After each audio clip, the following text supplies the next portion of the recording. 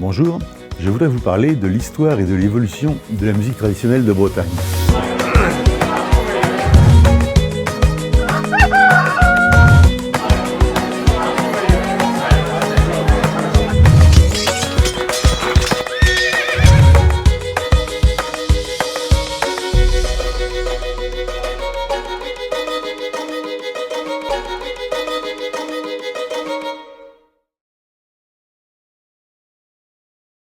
Faire une histoire de la musique traditionnelle de Bretagne et parler de son évolution est une tâche difficile.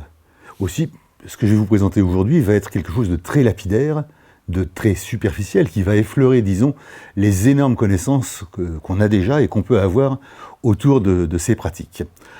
Aujourd'hui, j'aimerais vous parler des temps anciens, c'est-à-dire depuis le Moyen-Âge jusqu'au XIXe siècle. Qu'est-ce que c'est que la musique bretonne à cette époque-là? Qu'est-ce qui se passe, quoi?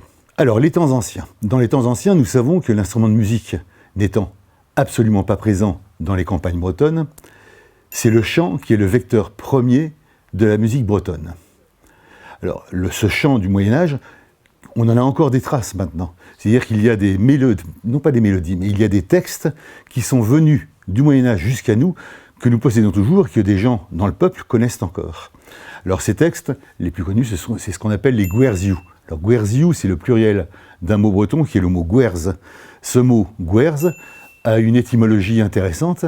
Il vient du latin versus, qui désigne les versets d'un psaume. Alors, cette appellation gwerz, on va la trouver en Cornouailles, mais pas partout. On va la trouver dans le Ventais, mais pas partout, avec pas forcément le même sens.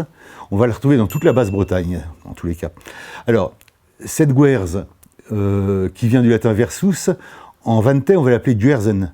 Et là, en tant que guerzen, elle va servir essentiellement à raconter la vie d'un saint. Alors là, on voit qu'on se rapproche vraiment du sens premier latin. Mais dans d'autres régions, le sens va être beaucoup plus profane. En tous les cas, ce qui ressort d'une manière générale, c'est que ces guerziaux sont en fait des chants dont le texte est lié à quelque chose de sérieux, est lié à quelque chose de sacré. Une guerze, elle va raconter la vie d'un saint, mais elle va aussi raconter un meurtre, elle va aussi raconter un naufrage, enfin bref, une guerze, on ne rit pas avec ça. Pour rire, on aura d'autres chansons qu'on appellera les sonniou. Alors, on va insister un petit peu sur ces guerzes. Je voudrais vous faire écouter une guerze très célèbre, qui est la guerze de Skolvan. Alors, Joserwet, une chanteuse de Saint-Nicolas-du-Pelem, intitulait cette chanson « Bu et Skolvan, Escop Léon », la vie de Saint Skolvan, évêque du Léon. Alors, on va en entendre une première version par Madame Bertrand, une Joserwet, la voici. Skolvan, Skolvan, Escop Léon. Also deite gleich so landes schon, so deite schon, de gleich so land, in Kischen wo das kann nies kann. In Kischen wo das kann nies kann. Bien. Alors certains musicologues, à l'écoute de cette guerze, ont vu dans la musique une parenté évidente avec le plain-chant grégorien. Le plain-chant est un genre musical sacré. Dans la musique occidentale médiévale, le plain-chant est un chant, donc une musique vocale, a cappella, c'est-à-dire sans accompagnement instrumental, monodique, c'est-à-dire à une seule voix, non polyphonique. Les gens qui étaient intéressés avant tout par le texte, c'est le texte qui compte dans une guerze, ont pu s'approprier le chant qu'ils entendaient à l'église pour y calquer ce texte si intéressant. Alors le texte, je ne vais pas trop rentrer dedans, c'est quelque chose d'assez extraordinaire, je vous engage à vous renseigner sur cette guerze parce qu'il y a quantité de choses qui ont été écrites dessus. C'est l'histoire donc d'un homme qui revient chez sa mère pour lui avouer les nombreux crimes qu'il a commis. Enfin bon, vous verrez, c'est une histoire assez extraordinaire. Ce qui est intéressant par contre, c'est que cette histoire extraordinaire se retrouve dans un manuscrit gallois du Xe siècle, qui lui-même reprend des textes antérieurs. On est donc là face à une poésie qui a indubitablement plus de 1000 ans.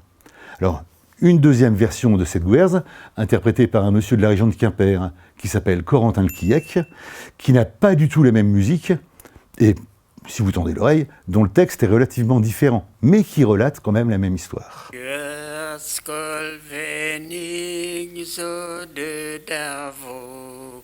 Dan dit jou wang wie Soprano, da regus de gilao, col veniga gibaron, zo de dudau da hul pardon, zo de dudau da hul pardon. Et enfin, une dernière version de cette guerze, interprétée par Catherine Guerne de Plouillé, et qui, elle, présente l'avantage considérable dans ses premiers vers de donner exactement, c'est le texte intégral, de la version galloise antérieure au Xe siècle. Bon, ces 3 enregistrements ont été effectués par Donatien Laurent, et je ne vous cache pas l'émotion qu'a eu Donatien Laurent en entendant cette chanteuse analphabète qui ne savait pas lire ni écrire, qui ne parlait pas le français, sortir exactement la version antérieure de Milan. Donc la 3e version de Catherine Guerne. Dashat kastude ze beleuwde de daze, dazi vendi me ma biguarde, dazi vendi me ma biguarde, de ze doelen al houte. Un autre exemple de guerze, interprété ici par les sœurs Guadec, qui se nomme En autre conte, le Seigneur Comte. Écoutons-la. Notre conte à Gabriel, Wabridi Madou Doudimi. Wabridi Madou Doudimi. Un dozeg la naïen triseg, ou ma pian les organes. Or ma pian les organes. Petra pour bramen vite au point, op peus ganet o ma pian. Peus ganet o ma pian. Alors que raconte cette guerze en autre conte? Bon, c'est une histoire assez facile à résumer. Le Seigneur Comte va à la chasse. Sa femme vient d'avoir un enfant. Et dans sa partie de chasse, il rencontre une sorcière qui lui propose 2 choses.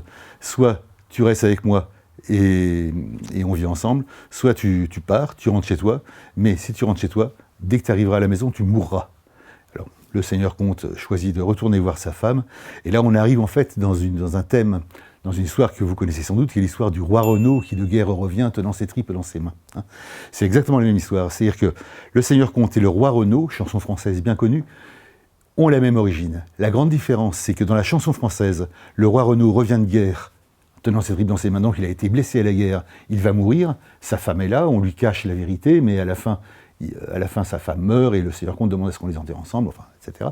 Dans la version bretonne, il y a la présence d'un être surnaturel. C'est la présence d'une fée. Alors dans d'autres versions bretonnes, on a un Corrigan. Il existe une version du Pays Gallo de cette chanson, plusieurs versions même, en particulier dans la région de Guérande, où également on a un être surnaturel qui est impliqué dans la chanson. Ça, c'est intéressant de voir que la tradition française s'est émancipée probablement, selon Donatien Laurent, probablement sous la pression du clergé, donc s'est émancipée de cet élément surnaturel, mais que les Bretons, qu'ils soient de Basse ou de Haute-Bretagne, ont gardé cet élément surnaturel à l'intérieur de ce texte. Alors c'est une chanson qu'on retrouve à peu près dans toute la Basse-Bretagne, le Ventais un peu moins, et en Pays Gallo, particulièrement dans la région de Guérande.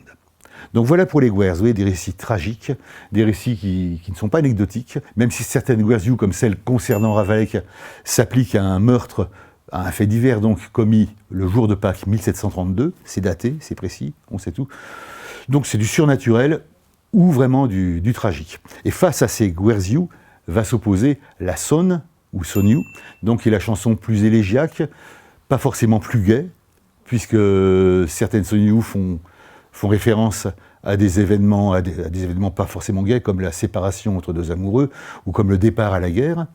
Mais ces soniou, en tous les cas, ne donnent pas dans le tragique ou dans le surnaturel, comme c'est le cas de la guerze. Alors voici un exemple de sonne.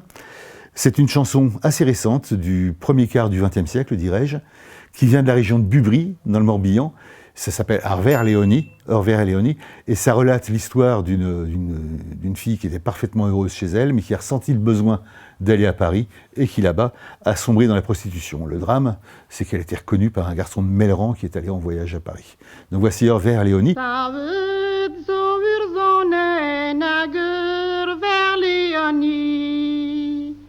De suite Haïti, Bretagne, avec monette, Baris la tira.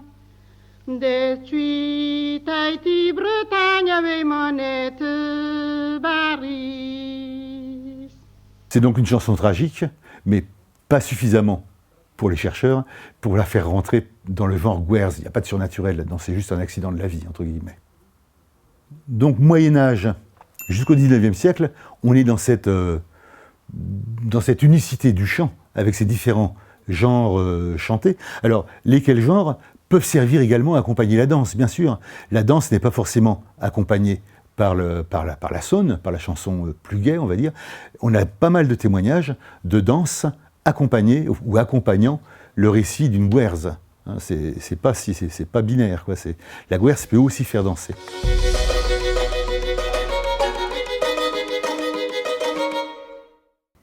Et au XIXe siècle, se passe une petite révolution, on va dire, dans le monde de la musique bretonne, ou dans le monde des intellectuels s'intéressant à la musique bretonne. Un jeune vicomte, le vicomte Hersard de la Villemarqué, s'intéresse, à la suite de sa mère, à tous ces répertoires chantés populaires, et se met à faire une collecte qui a longtemps été remise en question, mais dont Donatien Laurent a prouvé l'authenticité, et se met donc à faire une collecte et édite en 1839 un pavé dans le monde de l'édition parisienne et dans le monde des personnes s'intéressant aux traditions populaires, un pavé qui se nomme le Barzaz-Braise, chant populaire historique de la Bretagne. Donc il y a eu toute une polémique autour de l'authenticité de ce Barzaz-Braise, qui n'est plus à démontrer maintenant, mais à la suite de la Villemarqué, d'autres collecteurs sont venus sur le terrain pour recueillir des chansons populaires. Parmi ces auteurs, on peut citer Luzel, qui lui souhaitait remonter sur les traces de la Villemarqué dans un esprit de contradiction.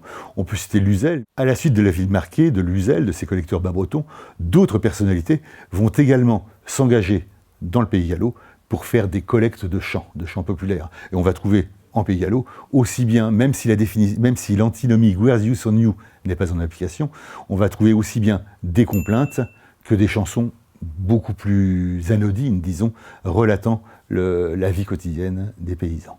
Nous allons voir dans une deuxième partie ce qu'il adviendra de cette musique bretonne au XIXe siècle. Merci. J'espère que ces apports vous ont été utiles, que ça vous aura été agréable, mais si ça vous intéresse, n'hésitez pas à aller sur la plateforme www.mooc.bzh afin d'avoir toutes sortes d'informations complémentaires.